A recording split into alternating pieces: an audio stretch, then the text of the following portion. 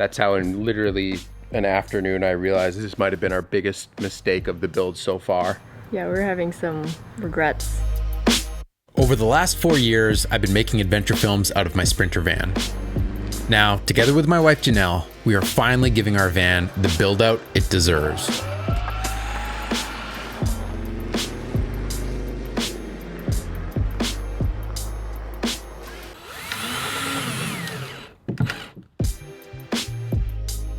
Hey friends, welcome back to the VanBuild. This episode is super exciting because this is the first one where we're actually putting all the stuff back into the van. At one point we had to take it all out to insulate the van. Honestly, that was a little overwhelming. We got pretty stressed realizing we had 1 month. Our van was basically empty. And now we're putting it all back in and it's like, whoa, this is really exciting. This video is going to be all about installing this beautiful cedar that we milled. So let's get you up to speed on where the build is right now. We have 3 weeks left to finish it. 19 days. 19 days, less than 3 weeks. It truthfully, at this point, it's hard to see how all the steps will come into place to actually enable that to be possible.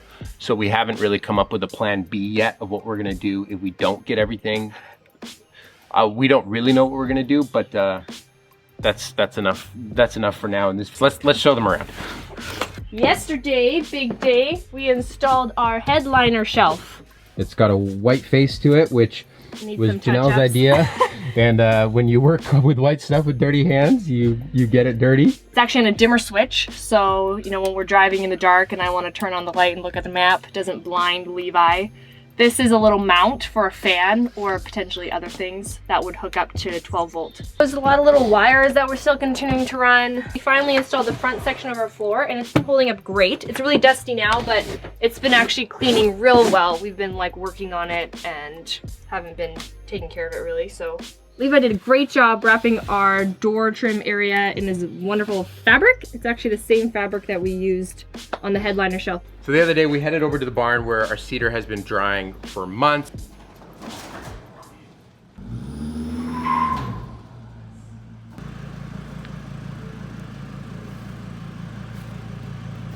That was fun. Today's an exciting day, picking up all the cedar that's been drying for like the last 5 months, 6 months, how many months? Bunch of months. I think 6 or 7 months.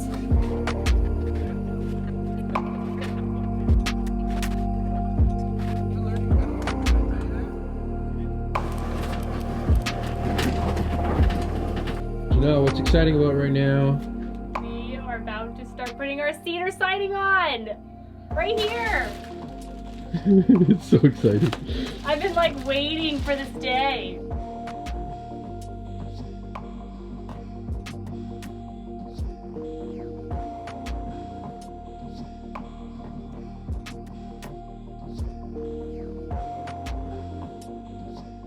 So this here is all our beautiful cedar, and they're all 14-foot long boards, so they can just wrap inside beautiful and just create this enclosed things with hardly any cut marks. There would still be some screws, but no cut marks was kind of the goal. But the big problem is, you see this gap right here? It's touching down there, and it's touching where Janelle is, but there's a massive gap here. Like 80% of our boards have a banana in them. 80%. So the other day I got started on installing the cedar, just trying to get a head start with Janelle, just getting some of the boards in. I knew some of the lower boards would be the most tricky part, installing in the side of the van there, because there's a lot of water holes and things to line up. And then after that, it was supposed to just basically be a straight shot where just cut board, put it on and run it up over the ceiling. Really straight and simple, beautiful boards. That was the plan. We got about 3 boards in and we did a little measurement. And we're like, there's an inch difference on one side versus the other, and we're like, why is there an inch difference? And So confusing. that's a big problem. I don't know exactly why they bowed in that shape particularly. It's the wood grain. We just maybe let it dry for too long. So that's how the project, the aspect of our build that I was most excited for, that would be most us, that's how in literally an afternoon I realized this might have been our biggest mistake of the build so far. Yeah, we're having some regrets. I think that's the most stressed I've seen you the whole van build so far. Like you look like you're gonna throw up. Yeah, well, this is just 2 days ago, and it's not a very fun feeling. So if we surrender our idea of having the boards go full length in the van, we could actually cut them into pieces and get straight sections out of them, and then just micro adjust each piece. Okay, let's show them what we've done so far. It wasn't until we got to like this board and then this one that I actually started to feel relieved again that we did our own cedar. I'm really stoked with this look right here. It's got imperfections, and this is a hard reality of making your own stuff, was that, yeah, it's definitely turned into a bit of a monster of trying to deal with getting these boards on straight. Well, and it's a lot more finicky now because we thought we could just like slap up these straight boards one after the other, and we're spending a lot more time lining them all up.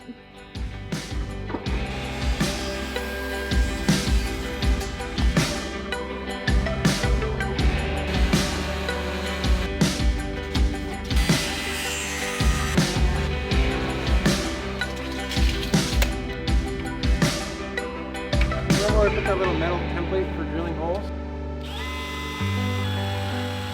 This definitely feels like one of those projects where I wish we had done the video for it in 2 stages, so we could like release one video explaining all the issues we're having and then crowdsource all the ways that we could solve it.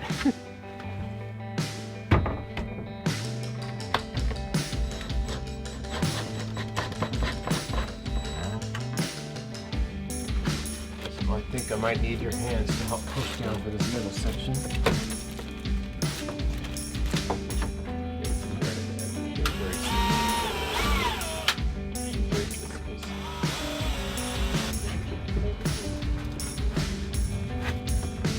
I don't know if that's good. Go for it.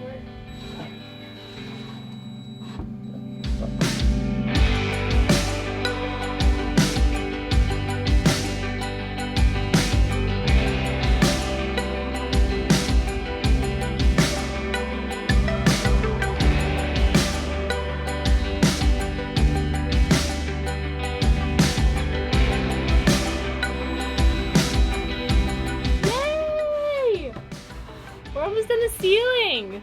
It looks so good. That was the last light that we could just put in. What? Oh my gosh. It's starting to actually look like a van build. My goodness. One thing I love is this. We enclosed in the whole fan. Instead of that ugly plastic trim ring that it comes with. And these details.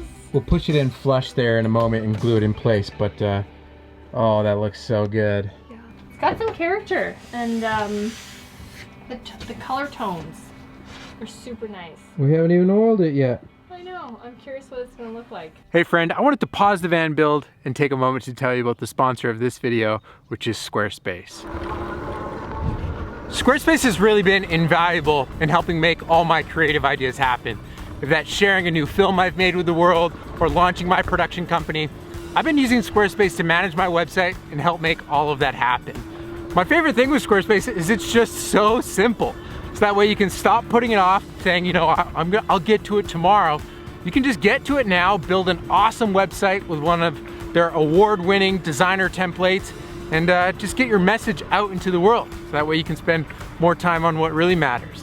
So head over to squarespace.com, use my code to get 10% off your first purchase of a website or domain, and go bring your creative ideas to life. Let's get back to the van build.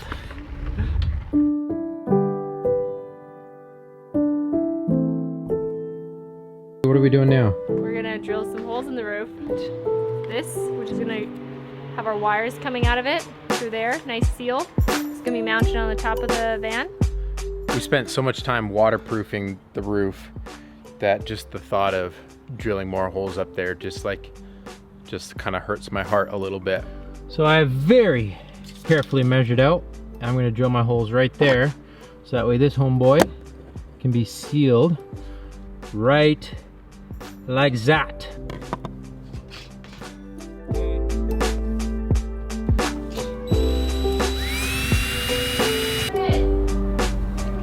By how much? Okay, got our 2 little pilot holes drilled. I'm just gonna turn it by hand to be super safe. Just kidding.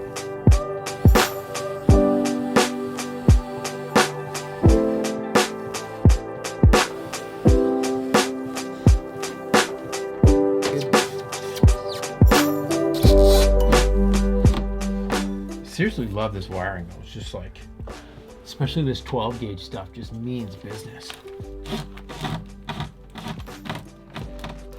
This is one of those moments where I'm really glad we ran some vertical conduit in our wall for wiring. We've got a section of conduit that goes all the way up the side here, so I'm going to take these wires and feed them down. I understand why. So a lot of people are pretty, I don't know if upset is the right word, maybe more justifiably concerned about the fact that like 90% of our wires are fixed in foam. Personally, I'm okay with it. I understand that there's some risks that go along with that and some annoyances more so. But for me, the benefit of not having to run 3 tubes of conduit everywhere in the van with 90-degree corners. With that many corners in conduit, I'm not even convinced it's that easy to pull new cables through. Like I'm just pulling through a straight section here and it's tight with already how full our conduit is. Because we have like 4 inches diameter total of wiring, to run all of that through conduit would inside the walls would mean we'd have to have cut away so much of our cross members, which frankly I was unwilling to do. So I'm happy with a few vertical sections of conduit that we ran in the van. I understand why people might not want to do it that way. But even like, so some of our plumbing is in the wall as well, but we know where all the elbows are. So if there is a leak, it'll happen at one of those elbows. And so if we unfortunately see water coming out of the wall in a section, or if a section starting to get moist, like you can pull away the foam. It's not permanent. So obviously that's not ideal, but neither is taking the wall off a house to service the water pipes in a house. So it's kind of like, it's a bit of a compromise. I get it. I understand why people were concerned. I'm personally okay with it. And people can do what they want in their vans if they want to. Let's go. So our sealant of choice is 291 from Sikaflex.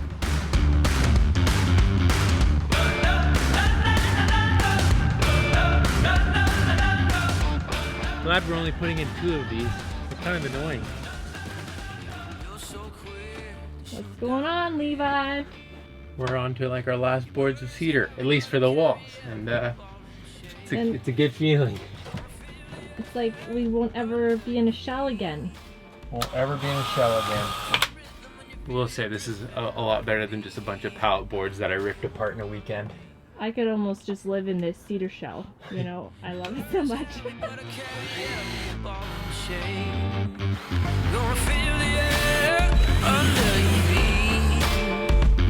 I'll be the pulse and rhythm when you feel you're drifting off the beat. Oh, you wanna run to me, wanna run to me. I'll be your soul shaker, I'll be your rainmaker. So tell me, are you ready for the fight, for the fight? I'll be your storm chaser, I'll be your human nature. So tell me, are you ready for the fight, for the fight? I don't know, from the absolute disaster that was the start of our cedar process when we had to cut our boards, I fully expected once we got up to this height we would be dealing with a lot more of these gaps. But if we're cutting the boards, we can do the micro adjust. Actually works out really well. We've been taking off the ends are where the most extreme bowing is, so we've been cutting those ends off. I love that saw so much. Cut the brake so it auto basically stops spinning by the second you put it down. Nice. If you learned how to edit, we could be unstoppable. I don't know if I'd be the happiest person, you know. But the reason our videos are coming out so late into the summer once we're already on our trip is because you gotta live life and not just edit videos. We're doing these videos mainly just to document the journey, not to, it's not really, I think I could squeeze them through that. We can see the world through a diamond eyes, ain't no need to hide, and I'll give you shelter to your warm inside. That's good. This stormy weather can't break us if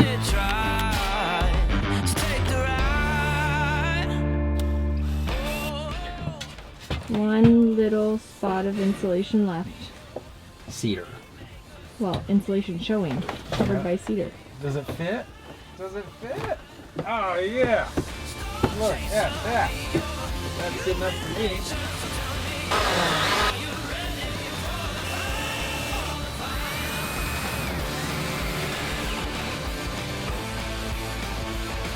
Right on. That's great. Oh. Got a full cedar van.